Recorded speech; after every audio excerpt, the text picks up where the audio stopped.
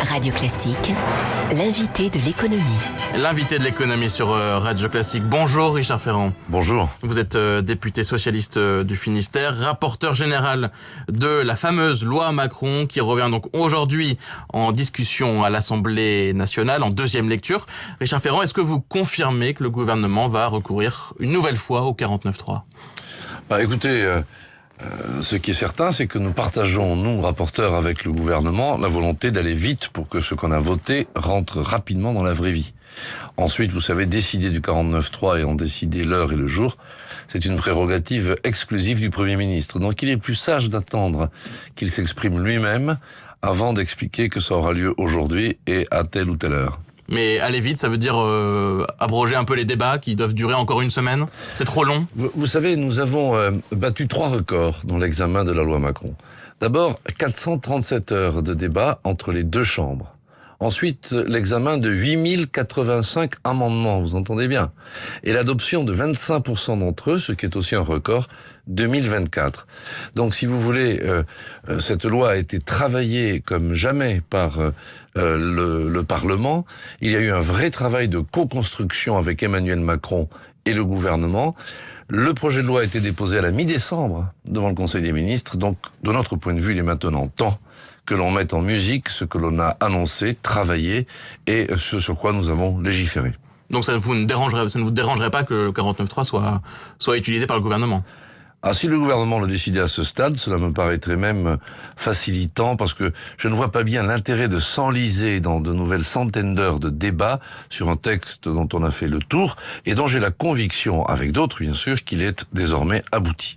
Le rôle d'un rapporteur, je vous lisais, c'est d'être le porte-parole un peu aussi des députés. Ces mêmes députés qui ont déposé, je crois, hier plus d'1 millier d'amendements sur cette loi Macron, des amendements qui ne seront pas discutés. Donc si le 49.3 est utilisé par le gouvernement, c'est pas un peu frustrant, du coup ?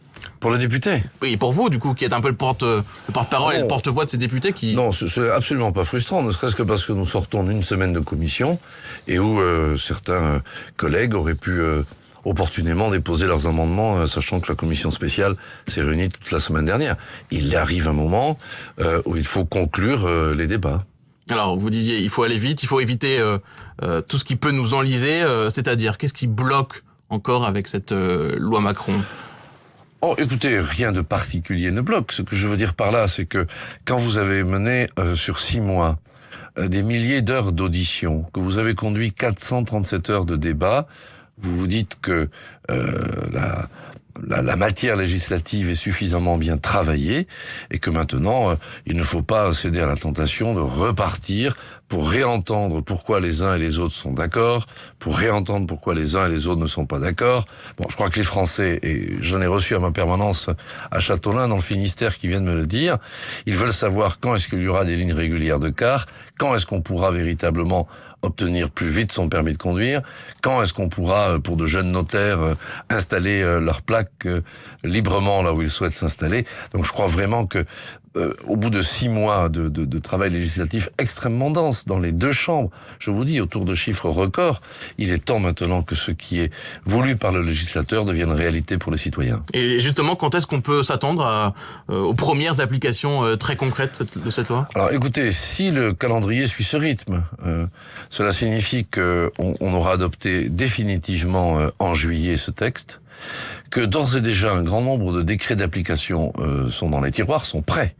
Donc ça veut dire que dès le mois d'août et jusqu'à la fin de l'année, on peut s'attendre à une application progressive de la loi Macron. Lorsque j'avais rencontré le président de la République, nous avions partagé l'ambition que l'ensemble des textes d'accompagnement de la loi dite Macron ait pu être pris pour la fin de l'année, afin qu'au cours du second semestre de cette année et tout à fait en 2016, eh bien l'ensemble des dispositions ait pu trouver leur concrétisation.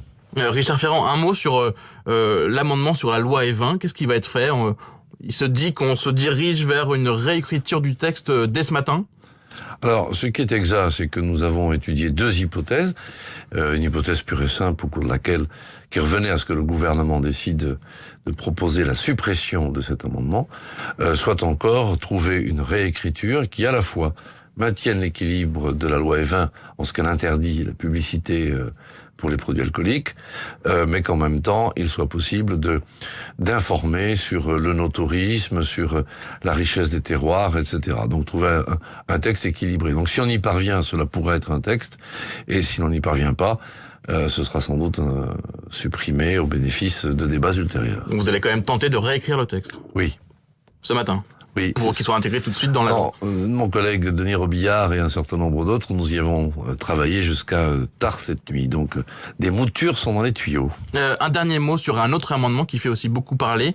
C'est le texte qui rend facultative l'ordonnance médicale pour ceux qui souhaitent acheter des lunettes de vue, avec également la suppression du délai de validité des prescriptions. Les professionnels, les ophtalmos parlent de catastrophe sanitaire. Vous leur répondez quoi? Aujourd'hui, si l'on devait parler de catastrophe sanitaire, mot qui est d'ailleurs beaucoup trop fort, c'est plutôt la difficulté à avoir un ophtalmo qui est la catastrophe, qu'on soit à Paris, en Île-de-France ou que l'on soit en province. Donc, si vous voulez, la proposition qui a été là reprise par les rapporteurs était de dire qu'il faut permettre d'accélérer là aussi les réponses aux besoins des familles, de pouvoir obtenir des équipements de lunettes, quitte ensuite à ce que s'il y a un élément d'alerte particulier, ils se tournent ensuite vers leur ophtalmo pour bénéficier des soins qui seraient requis. Merci beaucoup Richard Ferrand, député socialiste et donc rapporteur général de la loi Macron, invité de l'économie sur Radio Classique.